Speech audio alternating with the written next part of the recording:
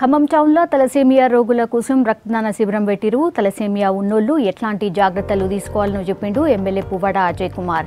చాలా ఖర్చుతో కూడుకున్న వైద్యానికి సంకల్ప ఫౌండేషన్ వాళ్ళు ఫ్రీగా మందులు ఇవ్వడాన్ని అభినందించిండు ఎమ్మెల్యే అజయ్.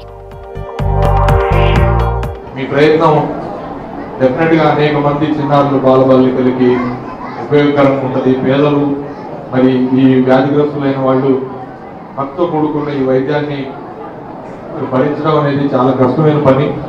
కానీ మీ చొరవ వల్ల, మీ ఆర్గనైజేషన్ చొరవ వల్ల అనేక మంది పిల్లలు, వ్యాధిగ్రస్తుల పిల్లలు వాళ్ళకి మెడిసిన్స్ డిస్ట్రిబ్యూషన్తో సహా ఇతర సహాయ కార్యక్రమాలు, బ్లడ్ డొనేషన్ కార్యక్రమం, వాటన్నింటినీ కూడా చూస్తూ ఉంటే నిజంగా ఒక నిబద్ధత కలిగిన మనుషులు కార్యక్రమాన్ని తీసుకుంటే దాన్ని ఏ రకంగా విజయవంతం చేయవచ్చు అనేది మీ సంకల్ప ఫౌండేషన్ ద్వారా మరి అది అవగతం అవుతా ఉన్నది. ప్రపంచ తలసేమియా దినోత్సవం సందర్భంగా ఈరోజు ఖమ్మంలో మన స్వచ్ఛంద సేవా సంస్థ సంకల్ప స్వచ్ఛంద సేవా సంస్థ ద్వారా ఈరోజు అంటే ఒకరోజు ముందుగానే మనం తలసేమియా డే సెలబ్రేషన్ జరుపుకోవడం జరుగుతుంది.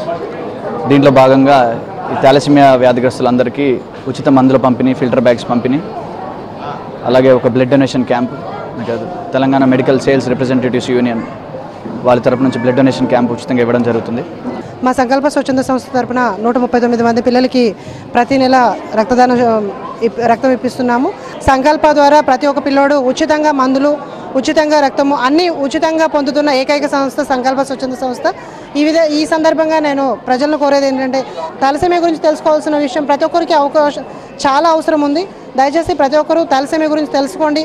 పిల్లల్ని ఆదుకోవడానికి తమ వంతు బాధ్యతగా ప్రతి ఒక్కరు సహకరించండి.